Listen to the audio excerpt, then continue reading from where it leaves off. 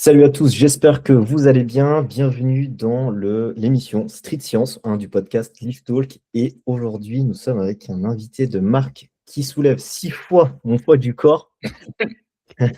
Ah, je sais pas, hein. Ben voilà, on est obligé de Cheb. Je présente Brian de Relief Rehab. Brian, comment tu vas? Salut Jabir. Bah écoute, ça va très bien. Merci. Écoute, avant que tu te présentes, qu'on parle un petit peu de tout ça, le sujet du jour, c'est: est-ce que les sports de force sont-ils dangereux pour la santé? Euh, et donc, avant tout ça, pour vous rappeler un petit peu, Street Science, ça fait un petit moment qu'on n'a pas tourné. Ça fait partie du podcast Lift Talk, donc entreprise spécialisée dans le coaching du street lifting. Je vous laisse aller regarder tout ce qui est réseaux sociaux dans la description de la vidéo. N'oubliez pas de mettre fameuses 5 étoiles sur Spotify, un petit like, ça fait toujours plaisir. Et Brian, est-ce que tu peux te présenter pour celles et ceux qui ne te connaissent pas encore? Ouais. Du coup, moi, c'est Brian. Je suis kiné spécialisé dans les sports de force et particulièrement dans le powerlifting. Donc là, ça fait 3 ans que je bosse là-dedans. Ça fait 4 ans que moi, je suis pratiquant. Et ça fait 2 ans que je bosse que sur de la réhab pour des powerlifters en distanciel. Donc en gros, j'aide les powerlifters à pouvoir ressoulever lourd, sans douleur, après une blessure. Ok, top.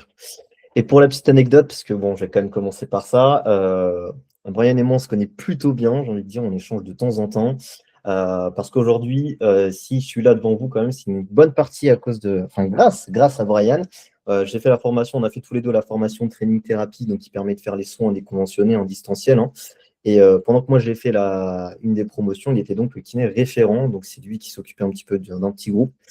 Et donc, il a vu un petit peu le développement de Street Physio, tout ça, par quelle phase je suis passé. Et donc, aujourd'hui, je suis très content et très reconnaissant de ce qu'il a pu faire pour moi. Et donc, voilà, très, très, très, très content de te recevoir sur ça, quoi, sur cette science. On C'est lance. grâce à toi qu'on est là, mec. C'est clairement Voilà, grâce à toi, hein. vraiment plaisir partagé. Et ben, on part pour la première question, si tu veux bien, si tu es chaud. Bon, on va Ouais. commencer par des choses basiques, hein. Pourquoi est-ce que tu penses, et évidemment on échangera, hein, la force est encore perçue comme quelque chose de dangereux euh, aujourd'hui dans la société, dans le corps médical, bref. Qu'est-ce que tu en penses de ça? Ouais. Je pense que c'est encore perçu comme ça. Déjà parce que dans le passé, il y avait moins d'encadrement dans les sports de force, il y avait moins de formation dans le coaching, même en tant que kiné, il n'y avait pas forcément de gens spécialisés dans ça pour éduquer les prochaines générations de professionnels du sport et de la santé. Peut-être que les gens avaient tendance à s'entraîner un peu plus n'importe comment, mais surtout, je pense que de mon point de vue, là, on parle plus d'entraînement ou quoi, le fait de voir des charges lourdes dans la société, c'est perçu comme quelque chose de dangereux, le fait de soulever des charges lourdes. Pourquoi? Parce que quand on voit, je sais pas, quelqu'un qui a un travail ou ça va être un travail physique, qui est amené à soulever des charges toute la journée, etc., c'est souvent des personnes qui après développent des douleurs, développent peut-être des adaptations au niveau tissulaire, des dégénérescences au niveau tissulaire. Et du coup, on se dit, du coup, le problème, c'est soulever des charges lourdes. Alors que le Mhm. problème pour eux, c'est qu'ils font ça pendant 40 ans, sans récupération. On ne sait pas comment c'est niveau hygiène de vie à côté. Si cette personne fume, si cette personne boit de l'alcool, si cette personne ne se repose bien, si elle s'alimente bien. Et du coup, on se dit, vas-y, c'est la charge le problème. Et en plus, voir quelqu'un soulever des charges, c'est impressionnant de se dire, il est en train de soulever X kilos. Forcément, ça doit être dangereux pour mon corps. Donc, je pense qu'il y a un peu cette stigmatisation de la charge à proprement parler, alors que je pense qu'on en parlera dans le podcast. Mais les contraintes qu'on subit sur les tissus, ce n'est pas quelque chose dépendant seulement de la charge ou de la force. Il y a d'autres choses qui sont bien plus contraignantes sans qu'il y ait de la charge. Totalement d'accord avec toi. En fait, cet aspect de société, moi, je l'avais noté aussi, c'est quelque chose, je trouve, qui est même prédominant au-delà de tout ce qui est encadrement des sports de force. C'est vraiment, en fait, on a des discours médicaux, parce que là, je parle vraiment de l'aspect médical où la force, ça a toujours été quelque chose de dangereux. Et tu fais un sport de force, moi, je parle du street lifting parce que j'en fais. Dès que tu fais ça, moi, je me rappelle, je m'étais fait une petite entorse au niveau du pouce, et c'est quand j'étais étudiant kiné. Je pars voir le médecin, il me dit: oh, allez, arrête ça, là. Faut que tu arrêtes. Arrête, et puis ça ira mieux pour toi. Donc, je pense qu'il y en a encore, hein, il y a encore une bonne partie. Je trouve que ça évolue, en tout cas avec la jeune génération de médecins. Moi, je suis en maison de santé, donc Mm. on bosse quand même avec des médecins généralistes. Je trouve que vraiment la vision, elle évolue, mais ça met du temps, quoi. Ça met beaucoup, beaucoup de temps. Et en plus de ça, En termes de sciences scientifiques, hein, là, il y a deux petites études que je vois, enfin surtout une, pardon, une étude épidémio qui montre que bon, le taux de blessure dans les sports de force comme l'haltéro ou le power, donc, en tant que sport, hein, on a 2 à 4 blessures pour 1000 heures de pratique, ce qui est comparable, voire même inférieur à d'autres sports collectifs, hein, genre la course à pied, enfin, alors, course à pied, non, mais du coup, le foot, le basket, ce genre de choses-là. Donc, en vrai, de vrai, ça ne blesse pas autant qu'on ne le pense. On passe à la deuxième question. Et justement, je pense que c'est la bonne transition. Pour toi, c'est quoi quels sont les bienfaits du travail de force sur le corps humain? Justement, tu commences à en parler un petit peu. Ok, d'accord, tu as dit que la force, c'est pas dangereux, etc. Au contraire. Et concrètement, du coup, ça fait quoi sur le corps? En fait, le fait de travailler la force, le fait d'avoir de la force, c'est ce qui nous permet de vivre. Si là, j'avais pas de force, je serais allongé au sol, je pourrais pas bouger. Je pourrais même pas me tenir sur une chaise. Et en fait, sachant que le corps humain, au fur et à mesure qu'on avance à l'âge, on perd en capacité, c'est ce qui va me permettre le fait d'avoir des bons niveaux de force, de pouvoir marcher, de pouvoir descendre les escaliers, de pouvoir porter mes courses, de pouvoir me lever de mon fauteuil et ne pas avoir des escarres. Mhm. Donc, on sait qu'aujourd'hui, quelqu'un qui perd, plus on perd vite en force, ben, plus on a tendance à moins vivre. Notre vie est moins bien. On vit moins bien. Et au contraire, mieux j'arrive à entretenir. Et pour entretenir, forcément, quand on est jeune, il faut essayer de développer parce que c'est là où on peut créer davantage d'adaptation. Ben, il faut développer. Donc, les bienfaits de la force, c'est déjà pour notre fonction quelque chose qui nous permet de vivre. Deuxièmement, pour nos tissus, ils s'adaptent grâce à des contraintes. Nos muscles, si là, on arrive à créer de l'hypertrophie, c'est-à-dire on arrive à créer de la masse musculaire, c'est grâce à de la contrainte. Ensuite, j'ai récupéré. Mais en fait, ce n'est pas que nos muscles qui vont avoir des adaptations positives grâce à cette stimulation, cet entraînement en force. Il y a également nos tendons, il y a également nos cartilages, il y a également nos os. Et ça, du coup, ça va améliorer ma santé forcément. Donc, je dirais que c'est les deux grands piliers, en plus d'après tous les bienfaits d'un point de vue mental qu'on a aussi grâce au sport de force. Je me sens moins bien, je me sens mieux, pardon. Je me sens bien. Je sens que mon corps n'est pas fragile. Je sens que je suis capable. Donc ça, franchement, ça peut renforcer déjà la confiance de quelqu'un. Et après, on a aussi des sécrétions d'endorphines ou d'autres hormones qui peuvent favoriser mon bien-être d'un point de vue mental aussi. Donc je dirais que ça bénéficie sur tous les aspects. Sur l'aspect physique en termes de fonction, sur l'aspect physique en termes de mon corps, mes structures, sur l'aspect mental aussi.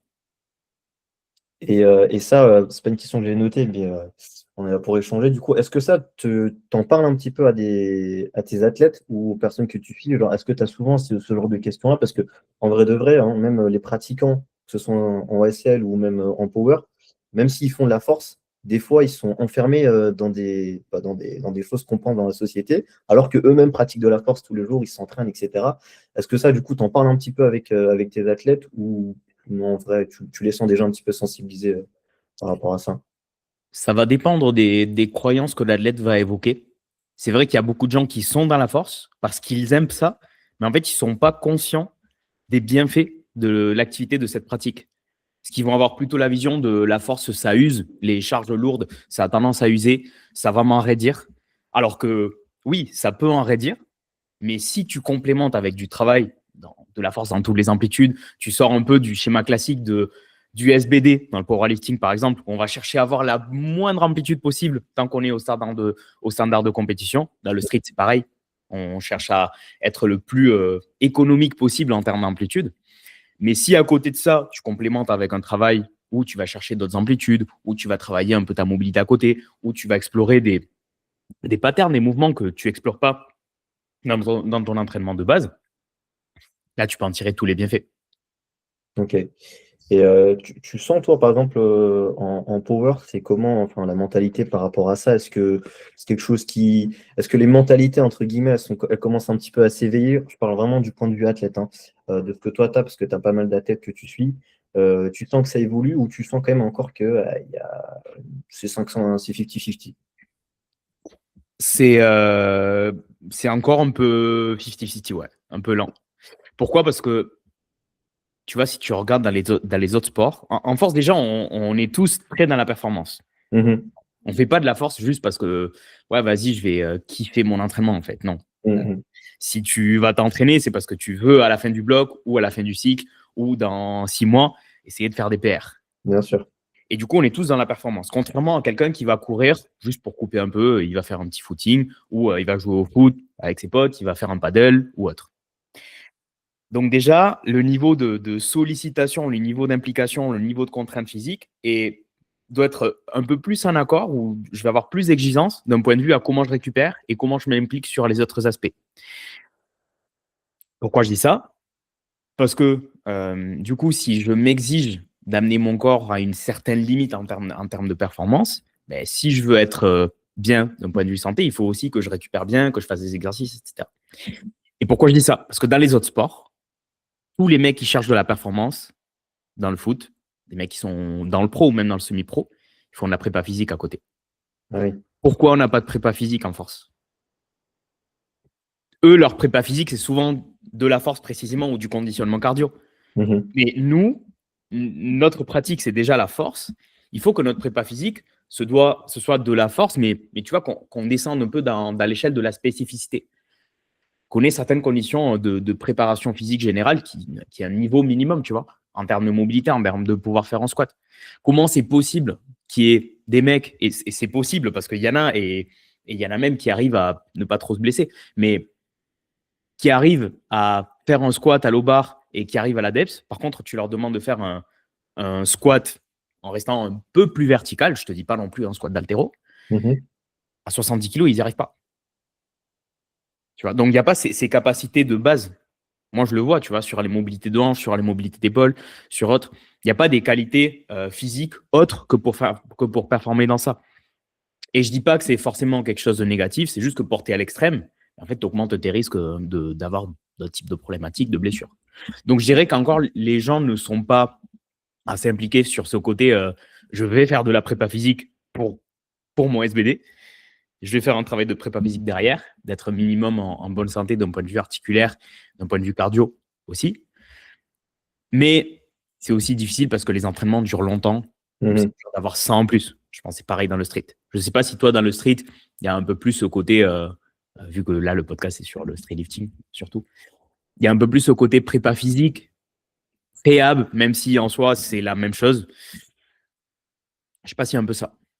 Bah, en vrai, en street lifting, d'ailleurs, en vrai, je réponds à ce que tu m'as dit. Là, c'est pas forcément que sur le SL. Je suis vraiment, là, pour le coup, comme toi, tu es dans les sports de force. Donc, on part sur tout.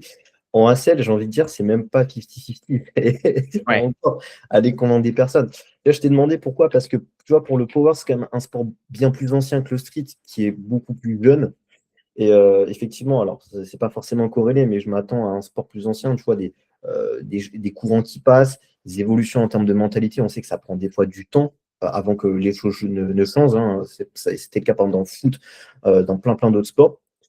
Et donc, en SL, franchement, non, il y a pareil, moi, c'est exactement ce que je disais soit dans mes réels, soit dans les podcasts, ou peu importe avec les athlètes, c'est qu'il y a un vrai manque de capacité basale, vraiment de l'athlète. C'est-à-dire que, pour prendre l'exemple, nous, c'est un sport quasiment en chaîne fermée.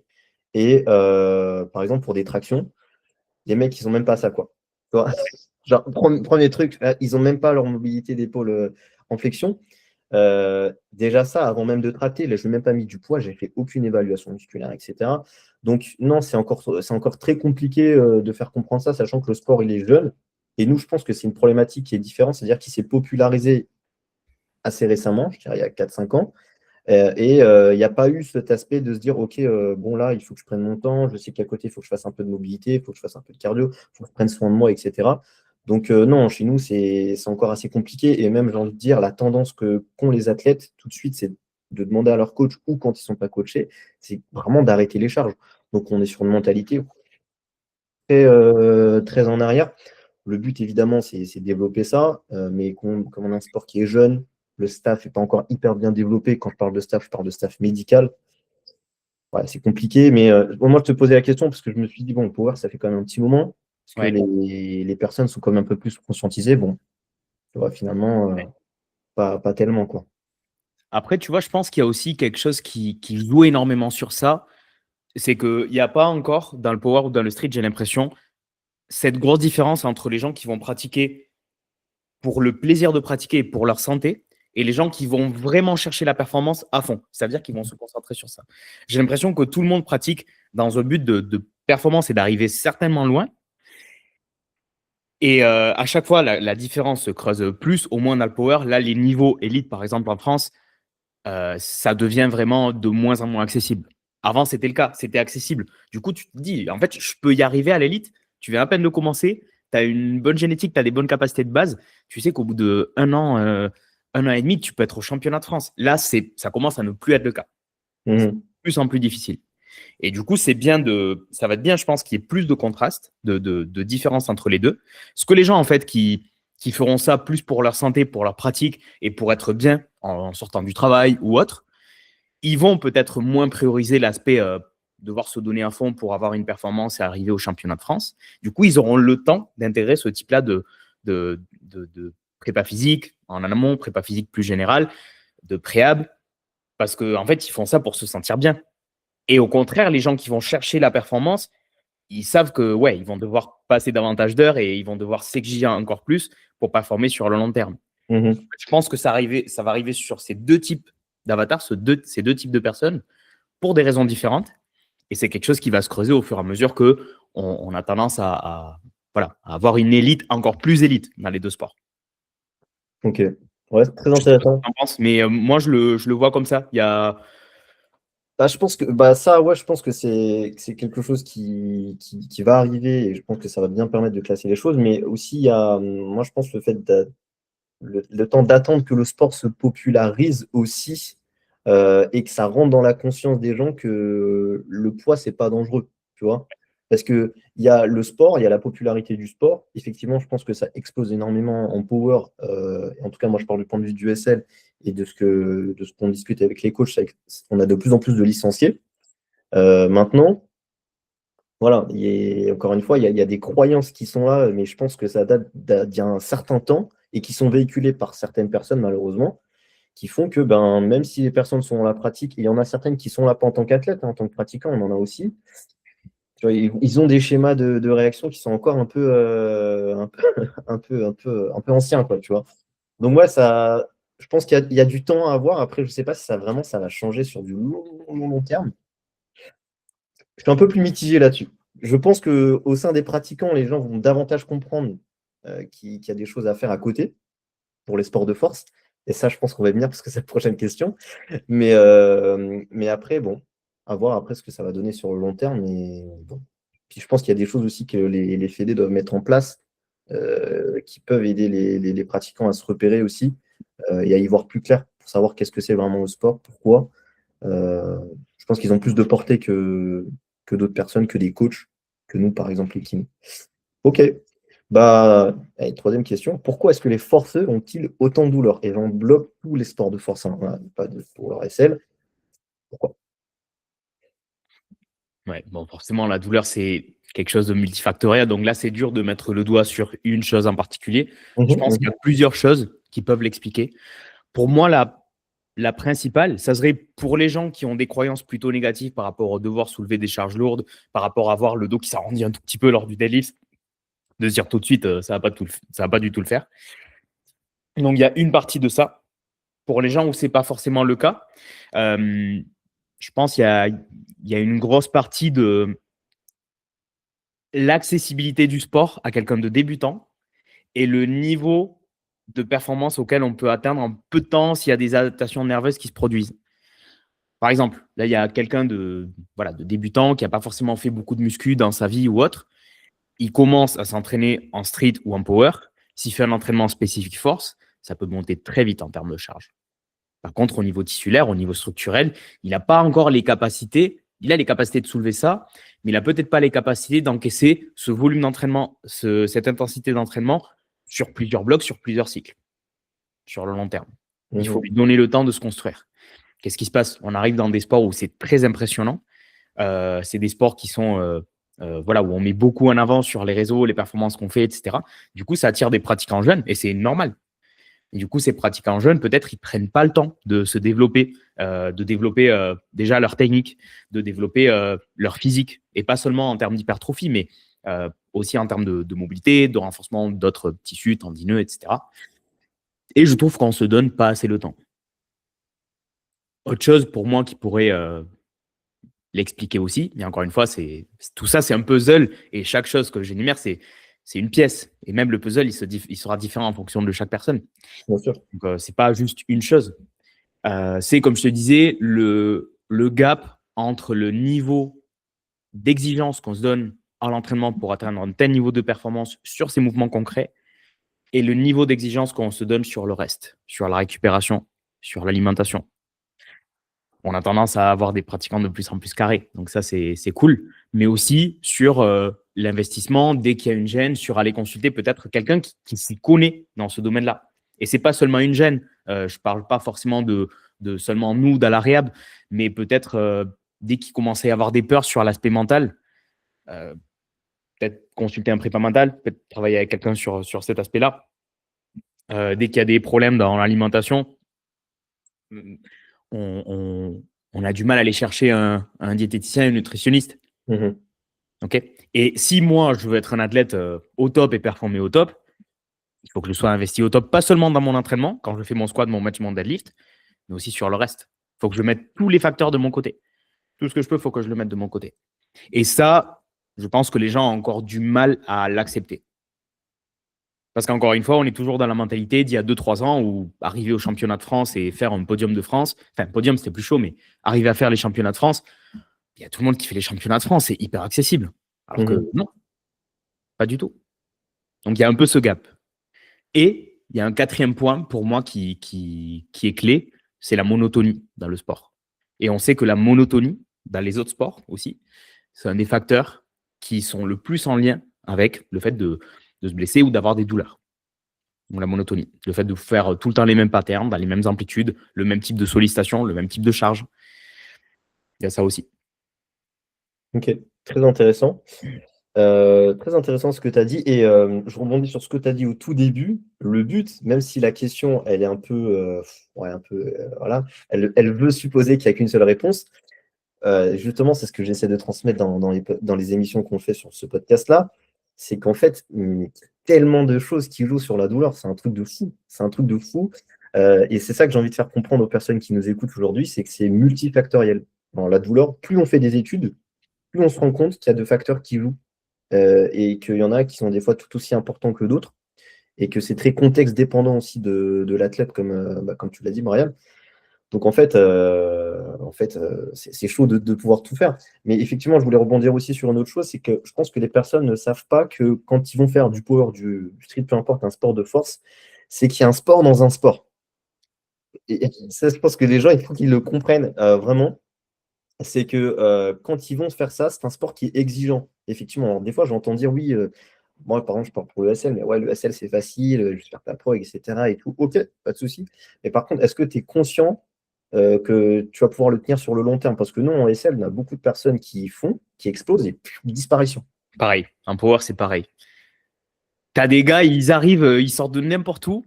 En 6 mois, ils explosent. Mais par contre, 1 an après, il n'y a plus personne. Ouais. Je ne sais plus ce qu'ils sont devenus. Et bah, pour la plupart, ils sont blessés ou pour la Ouais. plupart, ils ne s'attendaient pas à ça, tu vois. Et c'est ça que je veux faire comprendre aux personnes, c'est que vraiment, en fait, il faut que vous ayez établi une espèce d'un petit peu de, pas de roadmap de OK, je vais faire du SL ou je vais faire du power. Il faut qu'à côté, ça soit carré sur ça, ça, ça. Mais vraiment, c'est pas genre je me lance dedans. Et bon, je tease un peu la prochaine question, mais je me dis aussi qu'on a peut-être un rôle à jouer, pas forcément directement, peut-être à travers les coachs aussi, ou les coachs aussi ont un rôle à jouer dessus, pour faire comprendre aux pratiquants que ouais, c'est pas carré là-dessus. Donc moi non plus, je ne vais pas forcer le curseur et aller jusqu'à la blessure, quoi.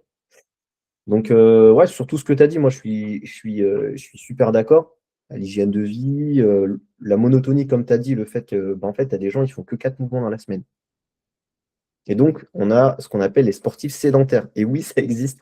Alors, vraiment, c'est un truc de fou. C'est-à-dire que, ouais, vous pouvez faire vos séances peut-être 4-5 fois par semaine, mais tu es un sédentaire, mec.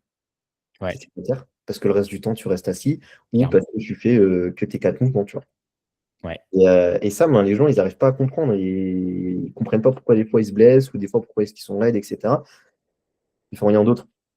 Et Ouais. ça aussi, je pense, c'est un truc qu'il faut que les personnes, les pratiquants, les athlètes, les coachs, etc., comprennent et fassent véhiculer cette idée-là aux personnes. Parce que voilà, il y a aussi la santé, et sans santé, il n'y a rien. C'est un des piliers principaux. Donc, on passe sur la prochaine question. J'avais des trucs à citer, mais vas-y, tu as déjà tout dit, donc t'es Non, trop. mais pour rebondir par rapport à ce que tu dis, ce qui est cool, c'est que je vois de plus en plus de coachs, et il y en a toujours eu, hein, qui ont de plus en plus de bienveillance. Parce qu'au début, tu vois, même moi, je me mets à la place d'un coach. Si là, je commençais mon activité, ce que je veux, c'est donner des résultats, vas-y, impressionnants aux gens et rapides. Après, tu te rends compte que, en fait, ce que tu veux, c'est aider les gens. Et peut-être, parfois, il vaut mieux freiner quelqu'un parce que ça sera mieux pour lui sur le long terme. Même si pour ton ego, en tant que kiné ou en tant que coach, euh, ça va être moins bien, pour la personne, ça va être mieux. Et ça, je pense qu'il y a de plus en plus de gens qui le voient, de plus en plus de coachs, de plus en plus d'athlètes qui s'en rendent compte parce qu'ils connaissent des potes. Voilà, comme tu dis, le mec, il a explosé. Par contre, son coach, il a fumé. Il l'a cassé. Et moi, j'ai eu des athlètes, ils m'ont dit, vraiment, ce mec-là, il m'a cassé. Et ce qui est cool, c'est qu'aussi, le marché se régule, hein. C'est un marché libre, le coaching. Et du coup, le marché se régule. Si ouais, tu as des retours très impressionnants sur tes athlètes, tout ce que tu veux, mais on apprend petit à petit que, en fait, tu as le 10% qui explose, mais l'autre 90%, ils explosent leur corps, dans le sens négatif, ça va se savoir. Ça va finir par se savoir. Donc ça, c'est cool. C'est que plus la pratique avance, plus je pense on va être conscient de ça. Et après, chacun fera ses choix, hein. Je ne dis pas qu'il y a un truc qui est bien ou mal, mais chacun fera les choix qui lui correspondent. Ouais, de toute façon, et puis comme tu dis, en tout cas, nous, dans le SL, c'est un sport, enfin, on se connaît un peu tous, tu vois, à un moment donné. En tout cas, du point de vue là, je parle des athlètes, des pratiquants, des coachs. Donc, effectivement, ça va vite, hein. Tu sais que tu crames tes athlètes une fois, deux fois, trois fois. Ouais. Ouais. Et je trouve ça assez compliqué aussi parce que j'ai eu, moi, deux athlètes comme ça, où des fois, alors, des fois, moi, je parle d'athlètes que j'ai pu avoir, des fois, ils font des détours un peu en power, après, ils reviennent en street. Tu vois? Et généralement, par exemple, j'ai eu deux personnes comme ça, deux athlètes qui avaient eu un coach, hein, pas pour taper la pierre sur le coach, mais disons qu'il les a défoncés à tel point vraiment qu'il avait des douleurs, il n'arrivait plus à s'asseoir. Mais c'était compliqué, il était obligé d'ajuster les choses. Et je trouve là où c'est compliqué pour nous aussi, c'est déjà de redonner confiance à la personne parce qu'elle s'est blessée par rapport à ça, en lui disant qu'en réel, il va falloir aussi faire des exercices qui sont potentiellement durs, parce qu'il faut qu'on mette de la contrainte, tu vois, on va pas leur faire du Hellfly avec de l'élastique bleu, tu Ouais. vois. Donc, je trouve que c'est compliqué. Et toi, non, je prends un petit détour, mais comment tu fais quand tu as ce genre de personnes-là, quand tu as ce genre de profil-là? Est-ce que tu en as eu beaucoup ou pas déjà? Et est-ce que ça s'est toujours bien passé sur du moyen long terme, si tu as pu les suivre effectivement sur du moyen long terme? Tu peux me rappeler ou me préciser dans quel cas de figure arrive la personne? Elle s'est brisée en. Mettons, elle s'est défoncée avec un coach. Ouais. Voilà, Ok. défoncée, elle a traîné à peu près 2-3 mois de douleur, elle a essayé de faire des choses de son côté. Puis elle arrive, hop, relief rehab, elle prend un rendez-vous avec toi. Ok. Moi, j'essaie de comprendre son contexte déjà en lui posant les questions. Même si moi, par rapport à ce qu'elle me dit quand elle arrive, je me dis, le coach, il a fumé. Je vais jamais lui dire ça, tu vois. Je vais Ouais. jamais rabaisser quelqu'un. Mhm. Déjà parce que je ne sais pas, je n'ai pas tout l'info, tout le contexte. Donc, je ne peux pas me permettre de dire, vas-y, il est éclaté au sol et c'est pour ça que. Non. C'est déjà parce que ce n'est pas le cas. Et deux, parce que si c'était le cas, je ne le dirais pas non plus, par respect. Donc, je pose des questions à la personne. Je lui dis, pourquoi tu penses que ça t'est arrivé? Et j'essaye de creuser. Est-ce qu'elle se rend compte que oui, peut-être le volume d'entraînement n'était pas adapté? Dans ce cas-là, peut-être, il y a des pratiquants qui m'ont dit, en fait, oui, je pense que le volume d'entraînement n'était pas adapté, mais c'est moi qui ai demandé des choses à mon coach qui étaient peut-être trop au-dessus par rapport à mes capacités actuelles. Donc, tu vois, j'essaye de l'amener comme ça pour que je puisse voir la part des choses, la part de chacun, qu'a joué chacun. Si en effet, je vois que la personne n'a fait que se plaindre à son coach et il n'y a pas eu d'adaptation, ben, bon, je me dis, OK, je comprends. J'essaye de voir s'il y a des croyances également négatives par rapport au fait de là, c'est bon, je me suis blessé, je ne peux plus m'asseoir, je ne vais jamais pouvoir reprendre la force. OK. Est-ce que tu aimerais, si tu pouvais, reprendre la force? Oui. Est-ce qu'il y a des choses, si là, tu arrivais par exemple à faire un soulevé de terre avec 50 kilos, est-ce que tu serais un peu plus optimiste et te dire, ouais, je vais peut-être reprendre, pas au niveau d'avant tout de suite, mais peut-être je vais reprendre les entraînements de façon sérieuse? Oui, ça serait bien. Non, je pense qu'on est trop loin. Et du coup, je fixe des petits objectifs, des petits paliers, et on essaie petit à petit de les atteindre. Parce que tu vois, la personne qui vient dans un état où elle peut rien faire, tu peux pas déjà la projeter en train de perdre en compétition, ou tu peux pas la projeter sur ça, c'est trop loin pour elle. Et même parfois, c'est tellement loin que ça fait peur. Bah oui. Déjà, projette-là sur le fait de reprendre des entraînements qui peut-être seront pas, et c'est le premier objectif que je me fixe en réhab, avec des personnes qui arrivent comme ça. Reprends un entraînement où tu prends plaisir, où tu kiffes, et où tu as peut-être quelques gènes, mais tu n'es pas cassé le lendemain, tu vois. Mais tu es bien le lendemain. Et je ne sais pas s'il y aura du soulevé de terre ou pas dans cet entraînement, mais tu vois que c'est un entraînement complet.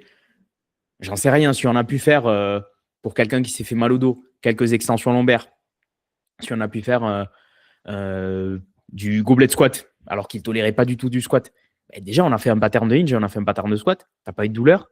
Ok, tu n'as pas une barre à 200 sur le dos, mais tu partais du principe où tu n'allais plus pouvoir t'entraîner. Il me dit, ouais, c'était cool en fait l'entraînement. J'ai profité. Ok, c'est quoi le prochain niveau? C'est de reprendre le squat avec une barre, c'est de recharger un tout petit peu, c'est de reprendre dans toute l'amplitude. C'est d'aller commencer avec un soulevé de terre où on surélève les disques si tu as vraiment mal ou des appréhensions par rapport à la partie basse. Ok, au bout de 2 semaines, 3 semaines, on a atteint ce niveau. C'est quoi le prochain niveau? Et c'est comme ça que petit à petit, tu fais avancer les gens et toi, tu t'assures que c'est assez progressif pour la personne. Donc déjà, ça ne va pas mettre en danger ses tissus. Dans tous les cas, c'est très difficile de mettre en danger les tissus de quelqu'un. On sait que d'abord, c'est l'aspect douleur qui va freiner la personne. Et surtout, moi, j'aime bien le modèle de danger-sécurité, tu vois, par rapport à la douleur. Si la personne sent qu'un exercice, ça la met en danger pour son corps, il va réveiller une douleur, il va réveiller cet état d'alerte. Donc, tu es assez progressif sur cette balance, tu vois. Toujours la faire sentir dans la sécurité, parfois un peu dans le challenge, et c'est le but, mais pas tomber dans le danger pendant tout un entraînement. Voilà. De toute façon, c'est le cœur de notre pratique, hein. En vrai, on est là pour pas nuire aux personnes. Donc, forcément, on est carrément là-dedans. Et là, on fait des transitions de qualité parce qu'on arrive bien sur la prochaine question. Est-ce que tu penses, et je pense que là, on va un peu discuter, est-ce qu'on a un rôle aussi déterminant qu'on ne le pense dans le parcours de soins des athlètes de force? Ça, c'est Selon toi. intéressant. Alors, ça va dépendre. Déjà, je pense qu'en étant en distanciel, avec les accompagnements qu'on fait et pas des consultations ponctuelles, je pense qu'on a un rôle plus déterminant qu'en ayant des séances individuelles en cabinet. Parce que moi, quand j'étais en cabinet, finalement, je voyais les personnes pendant une demi-heure avec elles. Pendant 1 heure, peut-être, elle restait au cabinet en train de faire les exercices, etc. Et tu la vois 3 fois demi-heure dans la semaine. Du coup, tu ne sais pas ce qu'elle fait dans le reste de la semaine. Dans cette demi-heure, il faut lui montrer les exos ou la manipuler ou pouvoir discuter avec elle. C'est très compliqué de tout faire. Là, tu vois, la personne peut te transmettre ses infos par rapport à comment elle a récupéré, comment c'était son sommeil. Si il y a eu un événement perso qui a compliqué son état et elle se sent un peu moins bien cette semaine. Si elle a une semaine très dure au travail et du coup, niveau de fatigue plus élevé, plus de charge mentale, etc. Donc tout ça, on arrive à récolter plus d'infos quand on est en train d'accompagner la personne, même si c'est à distance, plutôt que quand il y a des consultations individuelles. Donc ça, c'est cool. On a plus de place. Moi, je sens que j'ai plus de place dans la vie des gens qu'avant, que quand j'étais en cabinet, malgré le fait d'être en distanciel. Mais finalement, on n'est pas toute la journée avec elle. Pour moi, on peut aider la personne, on peut implémenter des choses dans l'entraînement et qui peuvent arriver à aider énormément la personne, des corrections techniques, des changements techniques, implémenter des exercices en échauffement, implémenter des exercices en renfort, implémenter des exercices de mobilité, des exercices à faire à la maison, ça dépend du contexte de la personne. Mais finalement, celui qui programme, c'est le coach. Et si l'entraînement n'est pas bien programmé, toi, tu as beau avoir la meilleure réhab du monde, ça va être compliqué pour avancer. C'est pour ça que c'est hyper important de travailler avec les coachs et de travailler ensemble. Et même s'il y a des choses sur lesquelles on n'est pas d'accord, essayer d'aller tous dans le même sens. Parce que finalement, on est une équipe et on est là pour la personne. On est là pour l'athlète. Et pareil que l'athlète aille dans notre sens. Donc finalement, je pense que oui, il y a une grosse partie sur laquelle on peut être déterminant. Ça ne dépend pas que de nous. Mais plus on va être dans l'aspect accompagnement, plus on va comprendre la personne, plus on va comprendre et s'intéresser à ce que fait le coach. S'il y a d'autres professionnels, prépa mentale, diète ou autres, forcément collaborer avec ça aussi. Plus on va faire ces actions-là et plus on va s'impliquer, plus on va être déterminant dans la réhab. Donc en vrai, parce que moi aussi j'ai mon avis sur la question, en fait je pense que oui, on a un rôle. Après, je dirais pas qu'il soit déterminant au point où vraiment c'est uniquement grâce à nous que les Voilà. choses vont évoluer. Je pense qu'il faut évoluer aussi dans le sens où se dire, en vrai, c'est parce qu'on mène des actions coordonnées et beaucoup plus aussi des actions de discussion, de compréhension de la personne. En vrai, tu manages un peu, tu vois. Tu es un peu en train de manager tous les facteurs de loin, parce que tu peux jamais aller rentrer à fond dans l'alimentation, jamais rentrer à fond dans sa vie, parce que tu sais pas tous les temps les aboutissants. Après, ça dépend de la relation que tu as avec tes suivis, mais tu connais jamais vraiment tout à 100%. Et Ouais. c'est là où je suis d'accord avec toi. Alors d'accord comme pas d'accord aussi, parce que je me dis qu'il y a quand même des gens au cabinet qui font sacrément bien le boulot, mais du coup, tu es obligé de prendre du temps avec eux Ouais. et avec le système. Bref, du coup, on part sur un C'est autre débat, compliqué. mais tu Ouais, vois, voilà. Mais on est les gens qui connaissent, ils connaissent. Ils savent voilà. que c'est pas une réponse qui dégrade leur travail en cabinet, pas du tout. C'est Mhm. juste que pourquoi je peux pas passer 1 heure avec la personne qui a besoin d'1 heure, tu vois. Ah oui, C'est ouais, c'est le clair. problème, c'est ça déjà de base. C'est Ouais. pas en cabinet, c'est non, non, non, Ouais. pas du tout. Mais ouais, du coup, je suis d'accord avec toi. Ouais, Moi, parce je que le je pense. vois. Pardon, vas-y, vas-y. Ouais, non, vas-y, tu disais, t'étais lancé sur un truc là. Non, non, je disais, c'est comme si maintenant, tu vois, pour avoir une métaphore qui l'explique, c'est est-ce que le GPS que j'utilise ou le Google Maps que j'utilise, c'est déterminant sur le fait que là, j'arrive à Paris, tu vois, j'ai 9 heures de trajet en voiture. Est-ce que c'est Mhm. déterminant? Ben oui et non, dans le sens où c'est elle qui va me guider. J'aurais peut-être pu demander à des gens comment arriver à Paris, m'arrêter, etc. Peut-être j'aurais mis plus de temps, j'aurais pu faire mes propres recherches, j'aurais pu explorer moi-même. Mais finalement, j'ai beau avoir le meilleur GPS du monde qui me guide, si je suis pas attentif sur la route, je vais avoir un accident, tu vois. Ah oui. Et même, il y a des facteurs externes qui vont jouer. Ça se trouve, je sais pas, il y a des bouchons, ça se trouve, il y a des mecs qui manifestent et qui coupent la route et du coup, je peux pas y aller. Alors que j'ai un très bon GPS. Et du coup, nous, en réhab, en kiné, on est les GPS de la réhab. Il y a le GPS aussi du coach et le GPS, voilà, tu vois. Je le vois un peu comme ça. Mais finalement, la personne qui conduit, c'est l'athlète et on est au service de lui. Mm. Non, je suis d'accord avec ça. Et ce que je disais, c'est qu'en fait, je pense qu'il faut qu'on. Alors, ouais, faut mettre. On est d'accord, hein, la mobilité, les renforts, etc. Pour moi, c'est essentiel. Mais je pense que de plus en plus, il va falloir qu'on discute et qu'on essaie de comprendre encore plus les personnes et qu'elles aussi, elles se disent pas. En fait, il faut faire comprendre aux personnes, c'est normal de discuter avec son kiné, tu vois, genre Ouais. même si on est en distanciel. Et c'est un peu le problème du coup, là, je pense aujourd'hui, c'est de se dire, bon, vas-y, je vais prendre Rolifreb, je vais prendre peu importe n'importe qui. Je vais avoir ma prod, genre mes exos, c'est bon, là, je sens que je Ouais. vais pouvoir, tu vois. Je pense qu'il faut un peu, enfin, après, c'est mon avis, dire aussi, non, en fait, Brian, il est là pour que je puisse discuter avec lui, Ouais. pour que je puisse être au courant de certaines choses, et peut-être que ça va aller mieux. Moi, je te prends par exemple un exemple d'un athlète qui m'a marqué, parce qu'il était venu me voir. D'ailleurs, c'est l'un des tout premiers streetlifters à m'avoir fait confiance. Il avait, bref, vraiment des charges, irradiation, lourdeur dans les deux bras et tout, il ne pouvait plus faire ses exos, c'était compliqué. Tendinite, du coup. Ouais, exactement.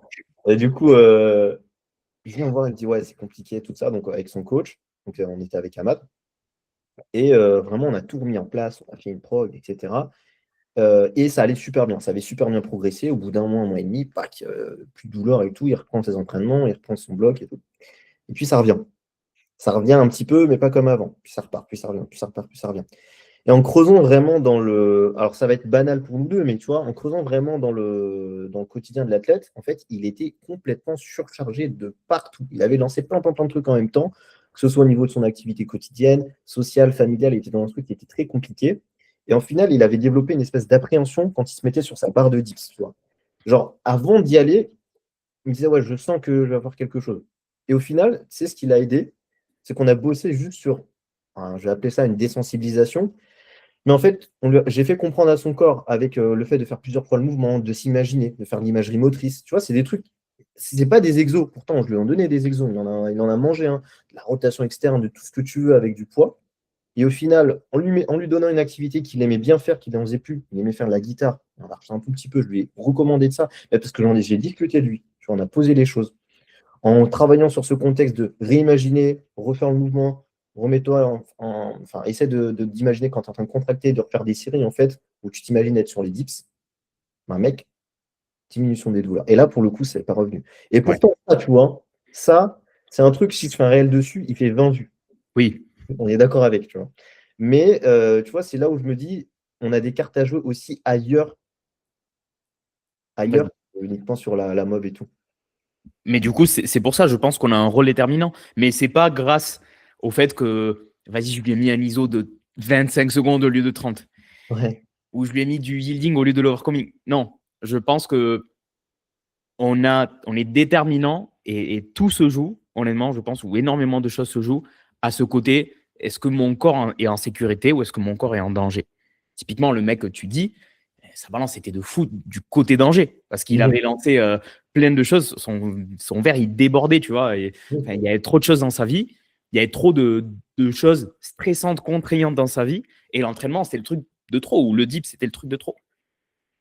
Et c'est en partie grâce à toi aussi, en discutant avec lui, que ça n'a pas été avec l'exercice magique, avec l'étirement magique que tu as trouvé pour lui, mais tu l'as aidé à le mettre en sécurité, en discutant avec lui, en faisant d'autres choses que de poser les mains sur lui, que de lui donner un exercice particulier. Donc oui, je pense qu'on a un rôle à jouer sur ça. Et tu vois, clairement, il ne faut pas que les gens nous voient comme des donneurs d'exercices magiques. Il ne faut pas que nous, on se voit comme des donneurs d'exercices, des donneurs de protocoles. Et c'est super de protocoliser pour des pathologies et tout. Ça donne des cadres. Mais on bosse avec des humains. Le cliché. Mais non, mais c'est vrai. Et on bosse avec des humains et le contexte est hyper différent pour chacun, tu vois. Et il y a des personnes où le truc qui va leur faire du bien, c'est, comme tu dis, le fait de prendre en compte, d'essayer de comprendre pourquoi cette personne a mal, pourquoi son corps réveille ce signal. Donc, ouais. Ça, c'est quelque chose que toi, tu fais de plus en plus. Est-ce que tu as vu une évolution, ou alors, bon, ouais, j'imagine que oui, mais au fur et à mesure que tu as lancé Relief Rehab, au fur et à mesure que tu es des athlètes, et que c'est quelque chose qui prend plus de place dans tes consultes, ou même dans tes probes, ou dans tes interactions avec les athlètes maintenant? Ou, Oui, de plus en plus. Pas forcément depuis que j'ai lancé Relief Rehab, mais depuis que j'ai commencé la kiné, tout simplement. Je me rends de plus en plus compte que, bah, d'un côté, j'essaye d'être spécifique sur les exos, parce que j'aime bien être spécifique, être pertinent et pas juste dire on va faire des exercices parce que c'est bien de faire des exercices. Non. Tu vois, j'essaie de comprendre cette personne-là vers où il faut l'amener, quel type de stimulation, de travail peut lui faire du bien. Mais à côté de ça, j'essaie de prendre un peu de recul et de me dire, Brian, est-ce qu'il n'y a pas d'autres choses, à part toi, ta vision spécifique que tu as appliquée, est-ce qu'il n'y a pas d'autres choses que tu es en train de louper? Est-ce qu'il n'y a pas d'autres choses à tenir en compte chez cette personne-là? Donc, j'essaie d'avoir cette vision-là spécifique parce que, je sais pas, finalement, une tendinopathie patellaire, c'est une tendinopathie patellaire, tu vois. oui, oui. Mais est-ce qu'il n'y a pas d'autres choses à côté de ça qui peuvent aider, pas seulement via les effets de l'exercice, à mettre en sécurité la personne? Donc, j'essaye de prendre ces deux points de vue. Ok, ok, ok, c'est top. Ouais. Eh ben, prochaine question, intéressante aussi. Est-ce qu'on peut être fort et durable sur le long terme? Sous-entendu, est-ce qu'on peut faire de la force jusqu'à, je sais pas moi, jusqu'à 60, 65 ans? Qu'est-ce que tu en penses? Et selon toi, je mets une sous-question encore. Comment est-ce que tu l'aborderais, du coup, ça, s'il y a quelqu'un qui vient te voir qui te dit, ouais, vas-y, moi j'ai envie de continuer à faire du power jusqu'à mes 50, 55 balais, mais est-ce que ce que je fais, c'est suffisant? Comment je m'y prends? Est-ce que tu peux courir une marathon en sprint? Est-ce que tu peux courir une marathon? Ben, Oui. toi, oui, t'es chaud. Non, là, pas maintenant, Oui, oui. Mais en forcément. général, oui. Le corps humain, Genre, si on fait une prépa, ouais, bien voilà, sûr. les gens, ils peuvent courir une marathon. Donc, ils peuvent durer sur long terme. Mais par contre, ils ne peuvent pas la courir en sprint. Il y a des moments où tu peux plus accélérer si tu te sens bien. Il y a des moments où il va falloir ralentir. Mais si tu écoutes ton corps et tu es en cohérence avec ce qui se passe dans ta vie, comme tu dis, c'est peut-être pas le meilleur moment pour aller chercher des objectifs hyper ambitieux en termes de force. Si je viens de me lancer mon activité, j'ai énormément de projets. Je viens d'avoir des enfants. En plus de ça, c'est une période un peu compliquée. s'il y a énormément de choses qui se passent dans ta vie, peut-être que niveau entraînement, tu vas pouvoir faire des efforts à l'entraînement parce que ça va te faire du bien au niveau de ton corps, mais t'exige pas d'être ici en termes de performance. Ok. Il y a des périodes pour tout. Il faut pas forcément se limiter par rapport à ses capacités, à ses antécédents, à sa génétique, tu vois. Mais je pense que c'est bien aussi de se connaître un peu et de savoir très bien jusqu'où on veut arriver et jusqu'où on ne veut pas arriver, tu vois. Moi, par exemple, je savais jusqu'où je voulais arriver en tant qu'athlète ou jusqu'où je veux arriver. Je pense que je peux encore progresser, mais je sais très bien que je veux jamais. C'est pas quelque chose qui, moi, me nourrit de faire des championnats de France. Parce que je sais que je vais devoir mettre beaucoup d'efforts et pour la récompense que ça va représenter pour moi ou ce qui est important pour moi, ça compense pas. C'est pas à la hauteur. Je préfère mettre ces efforts-là dans d'autres choses dans ma vie, côté pro, côté perso, voire plus avec ma famille. Il y a des sacrifices à faire dans tous les cas. Mais voilà, c'est ce que je te dis. Pour moi, oui, c'est possible d'être fort et d'être durable sur le long terme. Mais est-ce que c'est possible d'être champion de France toutes les années, d'être champion du monde toutes les années, jusqu'à Master 1, 2, 3, 4? Je pense pas, honnêtement. Je pense pas. C'est pas possible. Je vais pas y arriver. Je vais me cramer avant. Donc, voilà, je sais pas si ça répond à la question, mais je pense que cette phrase cette image de courir une marathon en sprintant, c'est pas possible. Et pour vous, ça va être pareil. Donc, est-ce que vous voulez taper un sprint et après souffler et changer de sport? Il n'y a pas de problème, tu vas pouvoir le faire.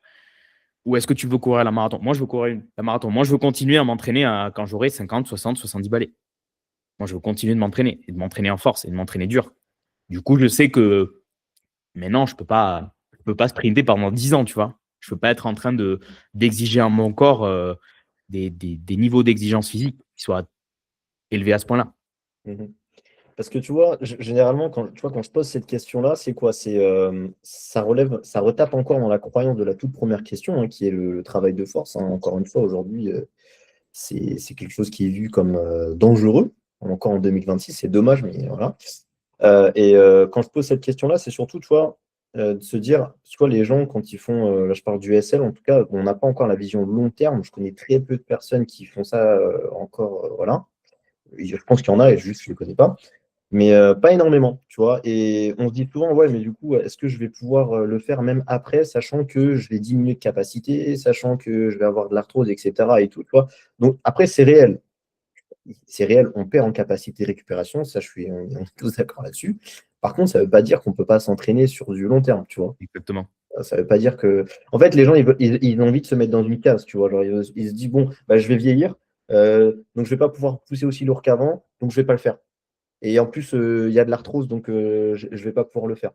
Donc, tu vois, quand je posais cette question-là, et tu as très bien répondu, c'était vraiment pour aller taper dans cette croyance-là, parce que les gens se disent, non, moi, quand je vais être vieux, je vais juste je vais courir un petit peu, je fais un peu de cardio, et déjà, c'est bien, tu vois. Ou je ne vais pas faire du power ou du SL parce que c'est dangereux pour mes disques, tu vois, genre ce genre de truc-là. Ouais.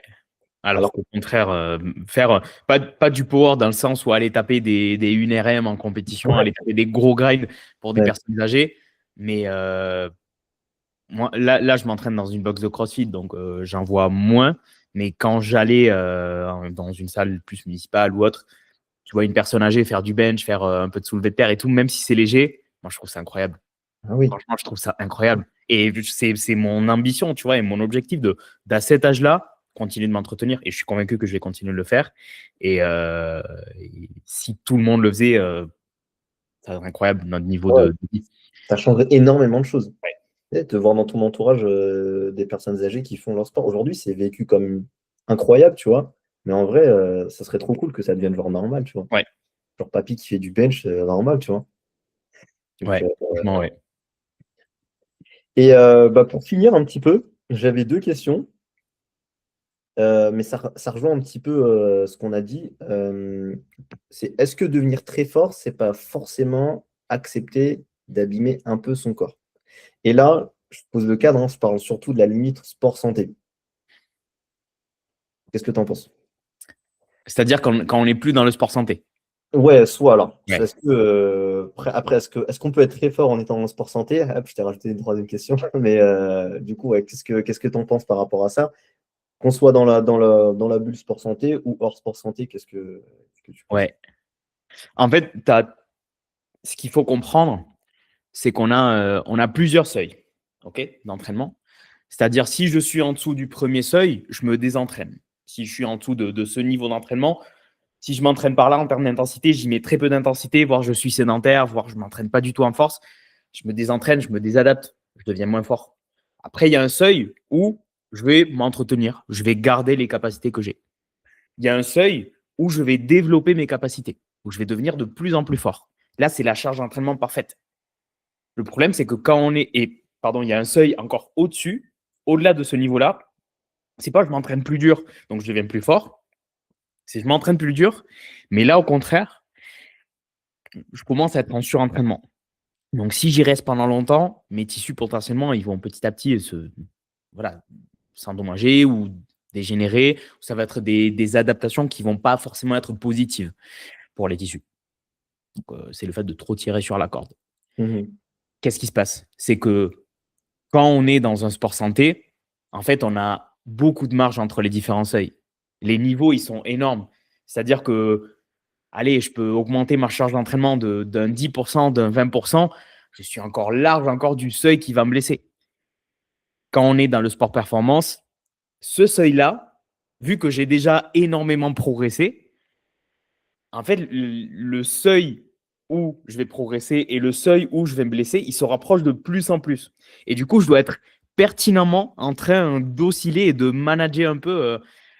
Est-ce que je pousse un peu plus loin, mais du coup, je commence à avoir quelques tensions? Ou est-ce Mhm. que je réduis, mais du coup, juste, je vais maintenir ce que j'ai, voire je vais me désentraîner? Du coup, c'est ça qui est complexe. Donc, pour moi, le fait de rester dans le sport performance sur le long terme et plus la performance est élevée, oui, ça va avec le fait de potentiellement avoir des tensions de façon régulière, des blessures avec une certaine régularité. Je ne parle pas de tous les mois, tous les ans, mais voilà, dans le sport performance, je pense qu'une blessure tous les 3 ans, c'est quelque chose qui arrive facilement. Une blessure qui va nous impacter, par exemple, sur 1 mois et demi, 2 mois, quand même, minimum, voire plus. Et c'est le cas dans les autres sports aussi. Mais c'est pas un problème de force, tu vois.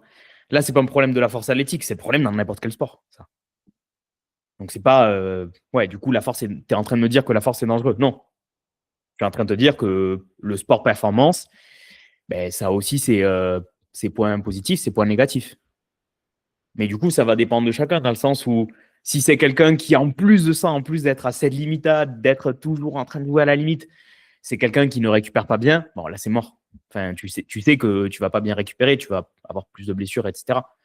Donc, le seul truc que tu puisses faire, si c'est vraiment quelque chose qui t'anime, et je parle de la position de quelqu'un qui n'a jamais fait du sport performance, donc peut-être il y a des gens mieux placés que moi pour parler de ça, mais si c'est vraiment quelque chose qui t'anime, quelque chose à laquelle tu tiens, mets tous les facteurs de ton côté possible.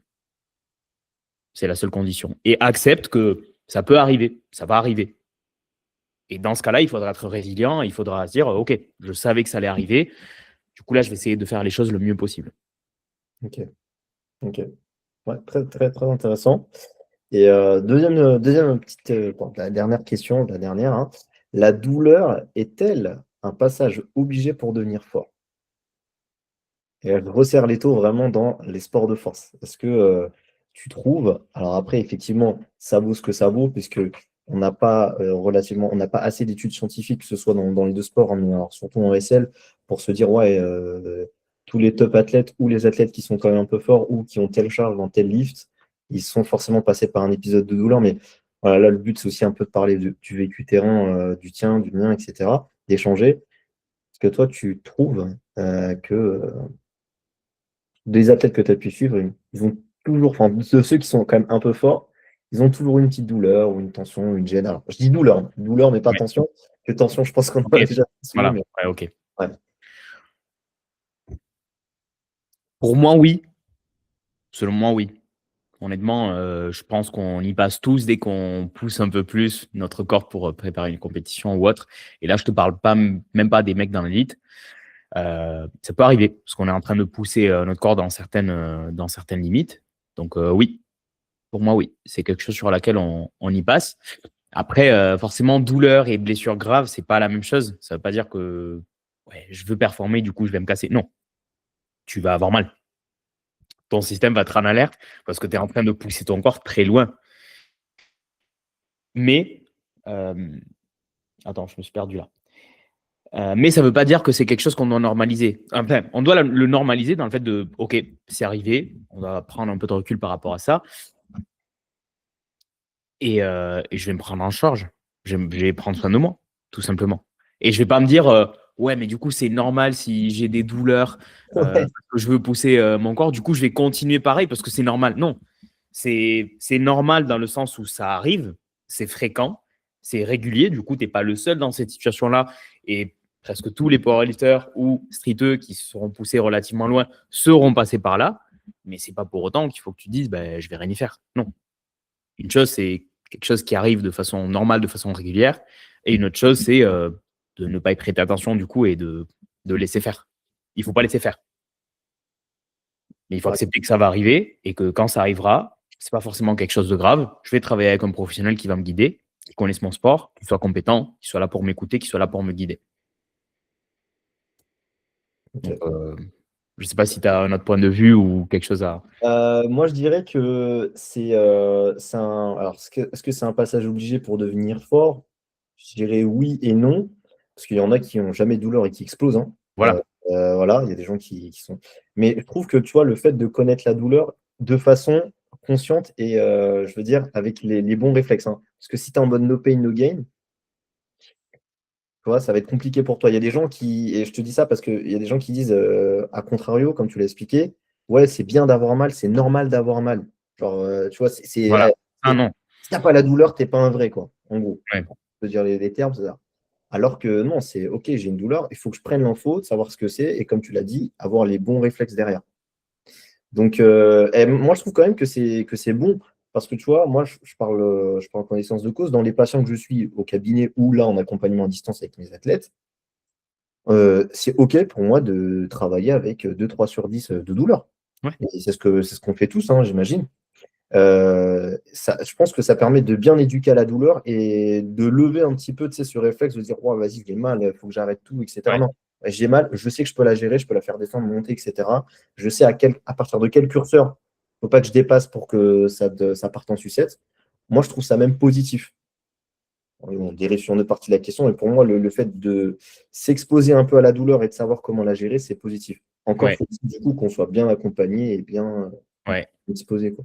Et du coup, ça, il ne faut pas forcément que les gens comprennent que ça contredit notre première réponse à la première question. C'est ce que Mmh. les sports de force c'est dangereux. Parce que là, on est en train de dire le fait d'avoir mal quand on devient fort, c'est normal. Ça Ouais. arrive chez presque tout le monde, alors que tu as dit qu'il n'y a presque pas de blessure en force athlétique. Quand on parle de blessure, ou au moins dans les études qui définissent un taux de blessure bas dans les sports de force, on parle de blessure comme quelque chose qui nous empêche de nous entraîner pendant un mois, par exemple. C'est-à-dire, je me blesse, là, je ne peux plus m'entraîner du tout pendant un mois. En force athlétique, ça n'arrive pas. Parce que si je me blesse au squat, je peux continuer de m'entraîner au bench Bien ou sûr. je peux continuer de m'entraîner au deadlift. Ça dépend de ce que j'ai, tu vois. Du coup, forcément, le taux de blessure est bas. En plus, l'avantage, c'est que on n'a pas forcément parlé du coup sur cette partie, mais c'est intéressant pour les gens. Dans les sports de force, on peut manager beaucoup de choses. Je peux manager la charge. Si j'ai mal, ben, je peux mettre moins lourd. Je peux réduire l'amplitude. Je peux peut-être mettre en place une variation. Dans les autres sports, ce n'est pas forcément le cas. Quand je cours, je cours. Je ne peux pas courir avec mon amplitude ou avec moins de… Le seul truc que je peux faire, c'est courir moins vite et courir moins longtemps. Donc, on a beaucoup de marge d'adaptation. Et par contre, même si le taux de blessure est bas, le taux de douleur, d'apparition de douleur, c'est quelque chose de très récurrent. On a un des taux des blessures les plus bas par rapport aux autres sports. Mais de mémoire, les études qui s'intéressent purement à la douleur, c'est-à-dire interroger 1000 powerlifters et leur dire est-ce que tu as eu mal cette dernière année. Mmh. Sur une année, on est sur 87% des gens qui ont mal à un moment donné de l'année. C'est fou, hein? Sur un moment, à l'instant T, si là je demandais à 1000 powerlifters, il y en aurait 700, donc 70% qui ont des douleurs. Et je pense que tu vas dans une salle, c'est à peu près le cas d'un point de vue empirique aussi, Bah oui. mais ils font avec. Et ils peuvent continuer de faire avec sans problème. Mais en adaptant, en parlant avec leur coach, pas en ignorant. C'est pas je fais avec et j'ignore. Non, c'est je fais avec en adaptant. exactement. Bah, écoute, Brian, c'était très intéressant. Je pense qu'il y a deux choses que j'aimerais quand même parler avec toi, mais on va se réserver Ouais. un prochain épisode. Donc voilà, n'hésitez pas à soutenir évidemment le podcast si vous avez kiffé de nous le dire. Et si vous avez envie qu'on parle d'autres thématiques, du coup, que ce soit en santé, que ce soit en force, ou des sujets très très spécifiques, si on veut pousser sur des livres précis ou de la bioméca, on peut y aller. Mais voilà, en tout cas, c'était très très intéressant. Où est-ce qu'on peut te retrouver, Brian, petit instant pub? Relist.rehab sur Insta. Voilà, parfait. Donc, bah, allez le suivre. Et puis, de mon côté, on va conclure du coup cet épisode. Donc, n'hésitez pas à nous soutenir, comme je vous l'ai dit en début de podcast. Commentez, likez et 5 étoiles sur Spotify. Et si vous avez envie de revoir Brian, soit sur le podcast ou alors encore sur Street Science, hein, évidemment, n'hésitez pas à nous le dire. Bah, je te souhaite une bonne journée, Brian. Merci mec, bonne journée à toi aussi. Yes, salut.